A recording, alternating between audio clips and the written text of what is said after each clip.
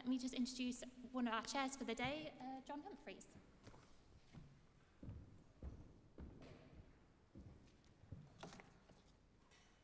Thank you, Jamie. Jamie Small is our project officer for the whole project. I will be chairing the first and last sessions, and Sam Davis, the chief from Cornwall, will be chairing the middle session. Now, Jamie, when she asked me to help out with this, I discovered that she decided to call this a symposium. So I'm an academic, but I'd forgotten what that actually meant.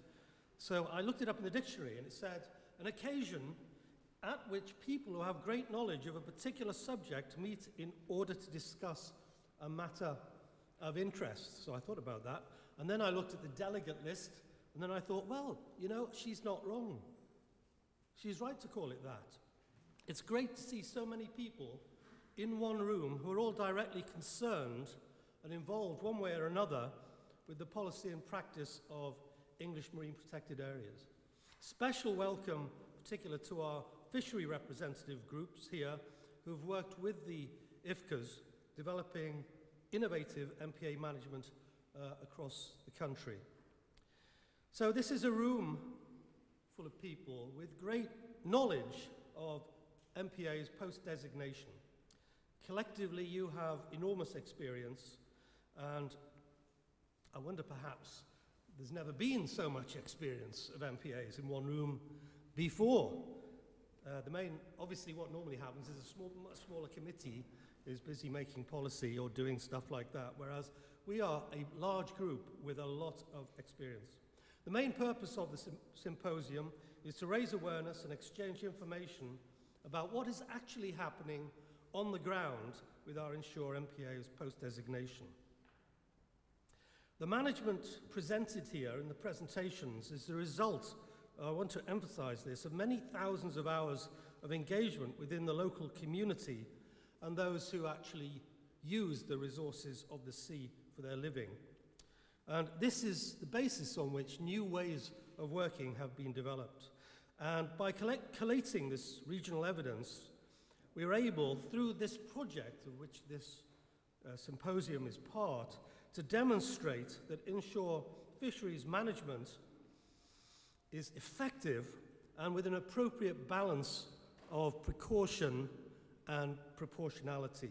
And of course, that is an important balance that we have to find. One thing that struck me again recently is the number of people, even those with a professional interest in marine conservation, the number who know actually very little of what IFCAs are actually doing to conserve the inshore environment. This was evidenced, the last time this was evidenced for me was at the Coastal Futures Conference in London a month or two ago, where after Rob Clark's presentation on IFCAs, people were coming up and saying, I really did not know that all this was going on. So I would encourage people to get hold of a copy or two of this booklet, which is one of the outputs of the project, and promote the activities that are going on to conserve the inshore MPAs. And obviously today we will be talking about that activity. And of course for many of you it's just a part of your working lives.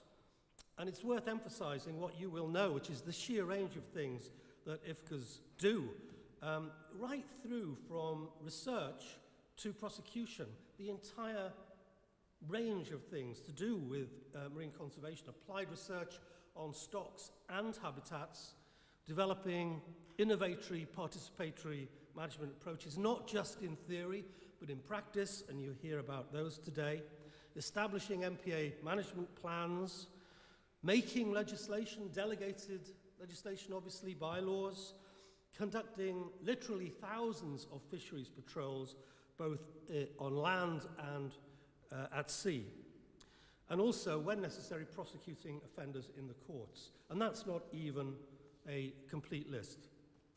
I hope you'll forgive me for not providing a similar list for our colleagues at MMO, Natural England, and various other organisations who are important in terms of the English Blue Belt. So I recommend that document and do promote this activity, make sure people understand it. I don't think anybody minds constructive criticism, and obviously we encourage that as part of the dialogue today. But not knowing about what's going on is a great shame. I have no doubt that with these speakers, we will achieve a lot today. Maybe awareness raising, but hopefully a little bit more than that. I think that if we can gather through our discussions and questions, including at lunchtime and during the afternoon break, some insights, personally and perhaps collectively, that we didn't have before, based on the information that this project has pulled together, then that would be a really positive thing. But this creates, so this is an opportunity, but it also creates a challenge. And I think the challenge is to do with the reason why consensus takes a lot of effort on MPAs. It is a politically charged area. We all know that, don't we, because we're involved in it. And obviously, we would all agree, I think, that decisions relating to policy and management of MPAs must be informed by best available scientific evidence. But nevertheless, MPAs and the decisions relating to them are invariably political by nature. And that, of course, always makes things contentious. The field is occupied by a very different perspectives, a range of very different perspectives, operating in both policy and management spheres. And these are genuinely held beliefs, but they can become polarized in discussion and consequently difficult to resolve. And there's good reasons, of course, why they can become fraught. We have a crisis of biodiversity. We have historically long-established livelihoods, and we have the socio-economics of coastal communities. And all of these issues of natural justice and the natural environment intersect with marine protected areas. But as I said, the great thing about this room is it does encompass various different perspectives, but at the same time, we're all used to trying to deal with these tensions through dialogue. So let's hope for some constructive debate today. And of course, resolving these tensions is the bread and butter of the IFCAs and many of the other organizations represented in this room. So with that in mind, as chair of the first and last sessions, and Sam as chair of the middle session, we would want to encourage anyone who feels that they're in a minority in terms of their perspective to pipe up with their own point of view. So let's get on with the day. I should say, first of all, that most of the time I'll be wearing my reading glasses. That's my excuse, anyway. So I know a lot of you in the room, but Sam and I have made a pact that we are not going to call you out by name during the discussions. We're going to say, oh, male, grey shirt, female, yellow shirt, that sort of thing. That's all right. And then Simon over here will rush around with a mic, and we would ask you always to state your name and organization first, or certainly your name. Now, on a serious matter, and I think everybody's picked this up already, we would ask that we all try to refrain from shaking hands, and obviously no kissing either.